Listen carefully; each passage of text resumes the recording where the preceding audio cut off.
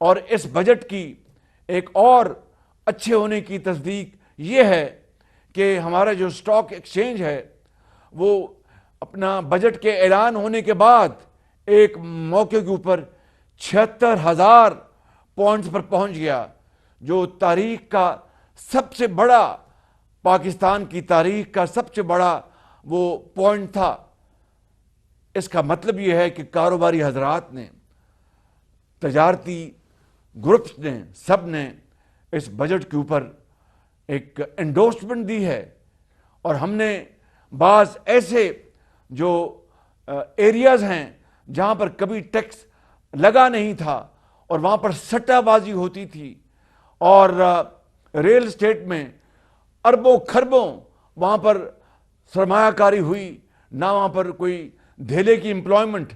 نہ وہاں پر کوئی کاروبار، کچھ نہیں، صرف فیوچر میں، مستقبل میں بیٹھے بٹھائے اربوں روپے کے منافع کمائے جا رہے ہیں۔ اور دوسری طرف غریب آدمی ایک وقت کی روٹی کو ترستا ہے، اور دوسری طرف سیلڈ کلاس بے بس ہے کہ اس کے اوپر ٹیکس لگتا ہے، اور دوسری طرف اشرافیہ، میں سمجھتا ہوں کہ وہ اپنے تمام شاہانہ اخراجات وہ بڑے آرام سے استنبول میں اور دوسری جگہوں پر شادیاں ہو رہی ہیں، اور یہاں پر ایک غریب آدمی کے لیے اپنی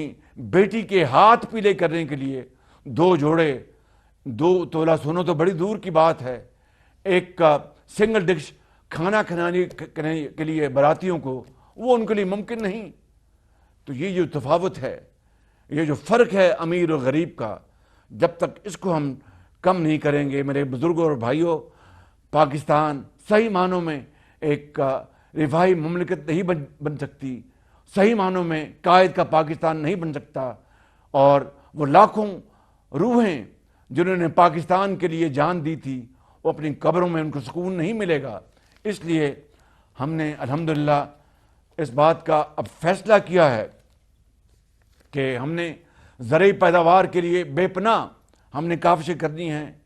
آئی ٹی کی برآمدات کے لیے نئے ریکارڈ قائم کرنے ہیں۔ میں آپ کو بتاتا چلا جاؤں کہ اس مئی کے مہینے میں ہمارے جو عظیم پاکستانی جو ملک سے باہر 3 ارب ڈالر کی ریمیٹنسز پاکستان بھجوائی ہیں، تو یہ اس بات کا ناقابل تردید ثبوت ہے کہ ان کو پاکستان کی اس حکومت کے اوپر اعتبار ہے، اور ان کو یہ یقین ہو چلا ہے کہ انشاءاللہ آئندہ آنے والے وقتوں میں حالات بہتر ہوں گے اور ملک پاکستان عظیم بنے گا۔ اسی طریقے سے تعلیم کے میدان میں نے ایمرجنسی کا نفاذ کیا ہے، جو پنجاب میں پنجاب ایجوکیشن انڈاؤمنٹ فنڈ تھا، یتیموں غریبوں کے لیے جو انتہائی قابل بچے اور بچیاں تھیں، مگر ان کے والدین کے پاس ایسے وسائل نہیں تھے جس سے کہ ان کو اعلیٰ تعلیم دلوا سکتے، ہم نے پنجاب میں 20 ارب روپے کے وظائف ایسے ہزاروں لاکھوں بچوں اور بچیوں کو دیے تھے۔ آج اس کو ہم نے پاکستان انڈاؤمنٹ فنڈ بنا دیا ہے، وہ قائم ہو چکا ہے، اور اب انشاءاللہ آزاد کشمیر، گلگت بلتستان، جو ماضی میں جو فاٹا تھا اب جو ضم ہو گیا ہے کے پی میں، وہاں پہ ان کے بچوں اور بچیوں کو، بلوچستان کے دور دراز غریب علاقوں کے بچوں اور بچیوں کو، ان کو انشاءاللہ یہ پاکستان ایجوکیشن انڈاؤمنٹ فنڈ کے ذریعے ان لاکھوں بچوں اور بچیوں کے لیے تعلیم کے دروازے کھل جائیں گے۔ میرے بزرگوں، بھائیوں اور بہنوں، ہم نے اگلے 5 سال کا جو ایجنڈا ہے اور جو مشن ہے، اس کا آغاز ہم کر چکے ہیں،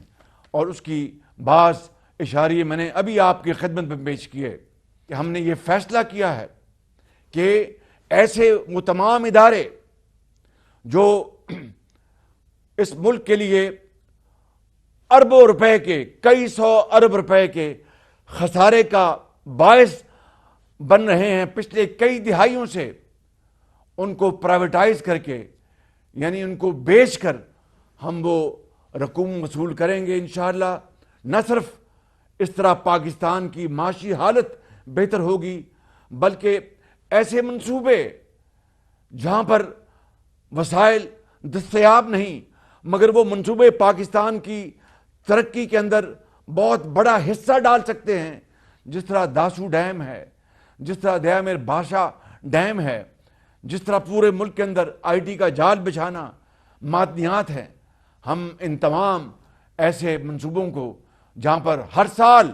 کئی سو ارب روپے ڈوب جاتے ہیں، ان کو ہم بیچ کر انشاءاللہ وسائل حاصل کریں گے، اور ایسے منصوبوں کے اوپر جہاں پر پاکستان کی ترقی کا انحصار ہے ان کو انشاءاللہ ان منصوبوں کو ہم فروغ دیں گے. میرے بزرگوں، بھائیوں اور بہنوں، ہم نے یہ فیصلہ کیا ہے کہ حکومت پاکستان اپنی طرف سے خلوصی دل سے جہاں جہاں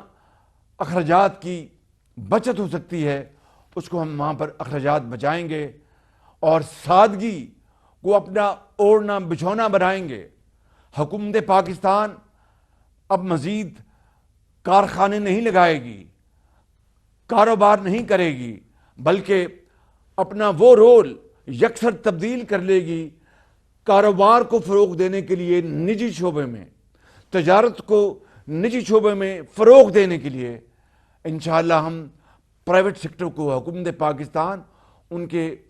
قدم کے ساتھ قدم ملا کر چلے گی، ان کو فیسیلیٹیٹ کرے گی، ان کی مدد کرے گی، جو کہ کسی بھی ایک جاندار حکومت کا کام ہوتا ہے، تاکہ پرائیویٹ سیکٹر اس ملک کے اندر زراعت، صنعت، ترقی، تجارت کو آگے لے کر چلے، اور ہم وہ کام کریں گے جس سے کہ ہر جگہ چھاپ لگے گی میڈ ان پاکستان. تو یہ ہے وہ ایک خاکہ جو میں آپ کے سامنے پیش کرنا چاہتا تھا آج میرے بزرگوں، بھائی اور بہنوں. مگر یہ کوئی آسان راستہ نہیں ہے. ماضی میں ہم نے دیکھا کہ جب بھی ترقی اور خوشحالی کا سفر شروع ہوا، چاہے وہ میاں محمد نواز شریف کی 3 حکومتیں تھیں جن میں بے پناہ ترقی اور خوشحالی کے کام کیے گئے، یا دوسری حکومتیں تھیں، لیکن جب بھی ایسا ترقی کا سفر شروع ہوا تو کوئی نہ کوئی حادثہ ہو گیا، رکاوٹیں آئیں، کوئی سانحہ ہو گیا جس سے کہ وہ ترقی کا راستہ نہ صرف مفقود ہو گیا بلکہ ہم پھر دوبارہ ہم پیچھے کی طرف ہم چل پڑے. مجھے اللہ تعالیٰ کے ہاں کامل یقین ہے کہ اب دوبارہ اس طرح کی کوئی صورت پاکستان کی ترقی کے راستے میں رکاوٹ نہیں بن سکے گی.